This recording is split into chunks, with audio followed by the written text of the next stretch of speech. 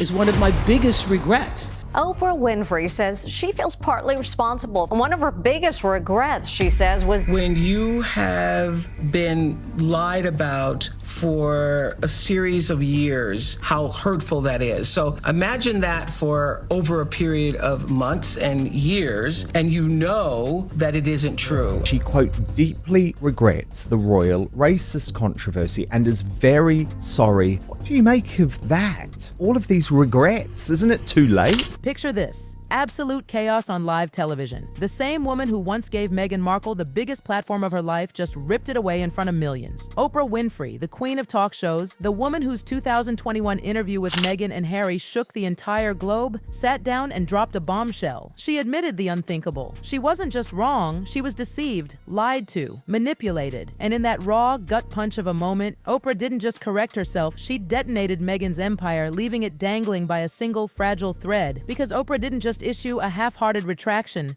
She went straight for the jugular. She apologized to Catherine, Princess of Wales, the very woman Meghan had painted as her biggest enemy. In that single apology, the narrative Meghan had carefully crafted for years shattered in real time. The most important thing for them, before I do any interview, I have a conversation with whoever I'm interviewing and ask, tell me what your intention is, and I will tell you what my intention is, and let's see if we can align those two, because I don't want you to finish an interview and at the end of the interview say, I wish I had said. Oprah didn't just nudge the rug out from under Meghan, she yanked it, flipped it, and left Meghan sprawling. The woman Meghan once paraded as her ultimate ally had turned into her most devastating betrayer. This wasn't some polite clarification, it was a televised demolition of Meghan's victim story. Oprah exposed lie after lie in front of millions while Catherine didn't say a single word and still came out the ultimate victor. Think about how brutal that is. Meghan's feud with the royals was already toxic, but Oprah's betrayal cut deeper than anything the palace ever did, because when your strongest supporter flips on you, there's no redemption arc waiting, no comeback strategy. It's done. And yet, just when viewers thought the humiliation couldn't get worse, Oprah's next revelation dragged Meghan even further into the fire. Oprah wanting to distance herself from Meghan. She says she's not very friendly with Meghan. For years, Oprah was Meghan's golden validator. Her word could transform whispers into worldwide truth. Her stage could resurrect reputations or bury them forever. Meghan knew it. That's why in 2021, she walked into Oprah's Rose Garden with her truth, armed and ready to play victim. And the world listened because Oprah gave her that microphone.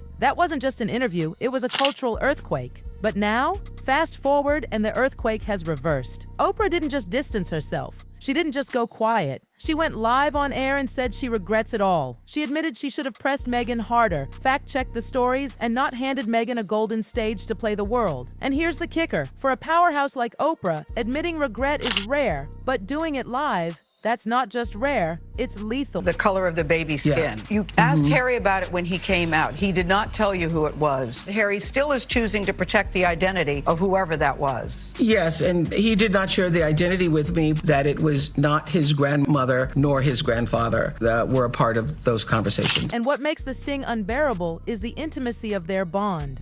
Meghan wasn't just a guest for Oprah. She was welcomed in like family. She was in Oprah's inner circle, basking in the warmth of that endorsement. That's what makes this reversal cut deeper than any headline ever could. Because this wasn't some stranger calling Meghan out.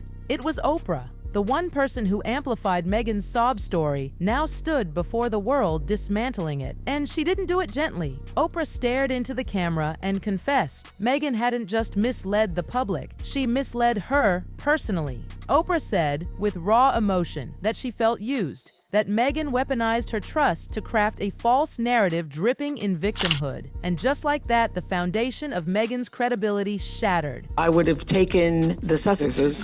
So I get a call from Prince Harry on Easter Saturday, and he says, sorry to bother you, but... What's the secret to your eternal personal glow? Well, Harry. Megoo, celebrating the sexy earth goddess in all of us.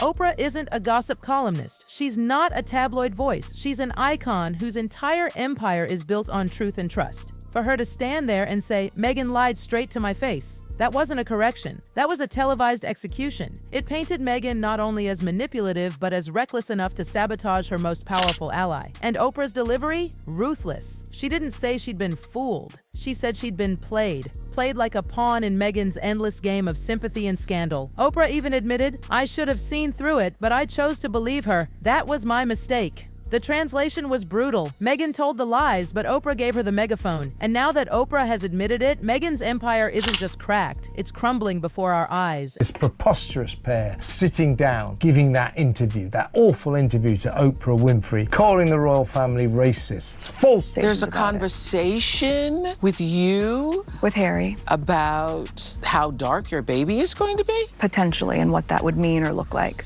And then Oprah turned from emotion to cold, hard evidence. The energy in the room shifted. Suddenly, this wasn't just an apology, it was a systematic takedown. Oprah began dismantling Meghan's biggest claims one by one, starting with the infamous bridesmaid dress fiasco. Remember how Meghan spun it to make Catherine look like the ice queen who reduced her to tears? Oprah blew it up in one sentence, both women cried, Meghan twisted it, period. Did you make Kate cry? No, the reverse happened. And just like that, years of headlines framing Catherine as some cold-hearted royal villain evaporated, gone in a single sentence. But Oprah wasn't done swinging. She went straight for Meghan's heaviest weapon, the racism narrative. In 2021, Meghan implied the monarchy itself was poisoned with prejudice. That allegation shook the palace, left the public horrified, and gave Meghan her strongest sympathy card. But Oprah, live on air, cut that card in half. She clarified it was a single private remark, not the sweeping systemic attack Meghan made it out to be. And the impact was nuclear, because when you strip away the exaggeration, the drama Meghan milked for global pity looks like deliberate distortion. That single correction gutted one of Meghan's most powerful shields. Suddenly, people weren't shocked at the royals. They were shocked at Meghan. My wife is not visibly black, but that's who she is. The way that they speak about her and the way they treat her is incredibly relatable to everybody else of color. When you have been lied about for a series of years, how hurtful that is. But Oprah didn't pause there. She went further, exposing receipts that Meghan never wanted out in the open. Oprah revealed the royal household had offered Meghan resources, support, counseling, and help to adjust. Instead of accepting it, Meghan twisted those very efforts into weapons for her victim narrative. It was like watching a magician's trick get explained live on stage. The illusion shattered. Oprah's message was devastating. Meghan didn't just bend the truth, she weaponized it. By the time Oprah was done, Meghan's carefully built sob story wasn't cracked. It was pulverized into dust. And then Oprah turned the camera's gaze toward Catherine. The contrast was savage. Without lifting a finger, without saying a word, Catherine came out shining. Oprah praised her as authentic, steady, resilient, a walking embodiment of grace. Those words landed like daggers because they came directly after exposing Meghan as manipulative. And the timing? Brutal. Catherine was in the middle of her terrifying cancer battle, fighting for her life quietly with dignity. No theatrics, no pity parades, no staged photos, just strength. Meanwhile, Meghan, she was busy uploading glossy Instagram posts, promoting jam jars, and pretending the world revolved around her curated aesthetic. Posting up pathetic pictures. This is me eating sushi. Like me. This is me 25 years ago when I was hot. Like me. Oh, it's fucking sad. The contrast was impossible to ignore. One woman fighting for survival, the other fighting for attention. Oprah didn't sugarcoat it. She flat out said Catherine symbolized hope, while Meghan came across as shallow, performative, and desperate. That wasn't just praise for Catherine. That was a dagger to Meghan's already fragile brand. Because Catherine didn't need to do anything, the world crowned her the victor simply by watching. Oprah's takedown didn't just sting, it detonated Meghan's brand. For years, Meghan leaned on that Oprah interview as her badge of legitimacy, her shield against critics, the proof she'd been wronged. The moment Oprah herself dismantled it, that shield turned into ash. I was doing an interview to offer them a platform to tell their story about why they left. And that was my number one intention, was just clarity on why did you leave? And so some of the things that were revealed in that interview came as a surprise to me. And those surprises are now referred to as bombshells. Every single defense Meghan had built came crashing down because the woman who once gave her the microphone now called her entire performance a lie.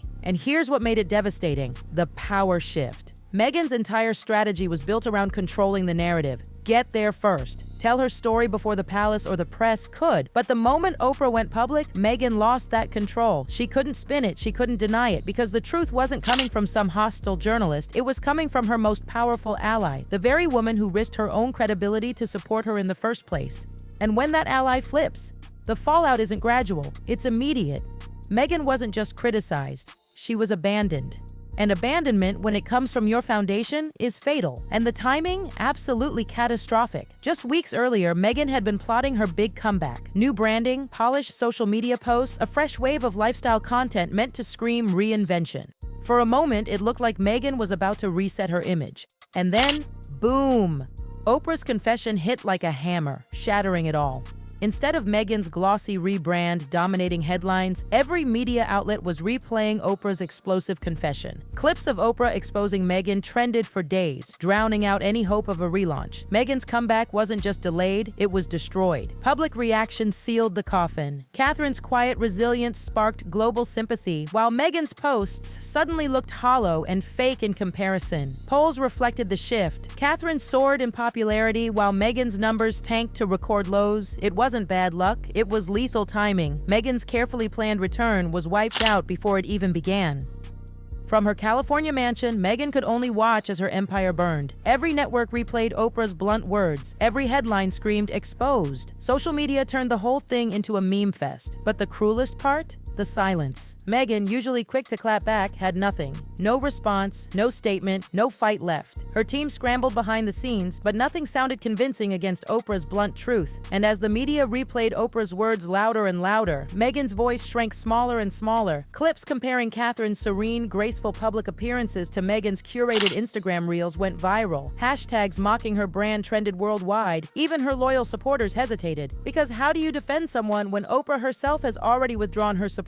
The narrative slipped entirely out of Meghan's hands. Worse still, Catherine didn't move a muscle. She didn't comment, didn't react, didn't even acknowledge the drama. Her silence was louder than Meghan's entire PR machine. Meghan looked desperate, Catherine looked dignified. And in the ruthless court of public opinion, that contrast was Meghan's final humiliation.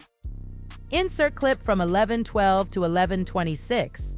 In the end, Meghan's downfall wasn't just a scandal, it was poetic justice. Think about it. In 2021, she weaponized Oprah's stage, transforming it into her most powerful tool against the monarchy. That interview became her golden shield, her ace card, the moment she thought she had silenced every critic forever. But karma doesn't forget. That same stage has now become the hammer that smashed her credibility into dust. And the irony is brutal. The very woman who elevated Meghan's story, who turned her into a global cause, was now the one to dismantle it, live in front of millions. That isn't bad luck, that's karma arriving right on time. It was almost cinematic. Meghan believed aligning with Oprah made her untouchable. She thought that bond would shield her from criticism for life. Instead, Oprah's raw confession left her weaker than ever, like a chess player who sacrificed her queen way too early in the game. And here's the kicker. Catherine didn't have to retaliate. The palace didn't have to plot behind closed doors. The tabloids didn't need to dig dirt. Meghan's empire collapsed from within, detonated by the one person she never imagined would betray her. That's why people called it the ultimate betrayal, because when strangers turn on you, you survive. When fans drift away, you rebuild. But when your most trusted ally, the woman who gave you the microphone, says,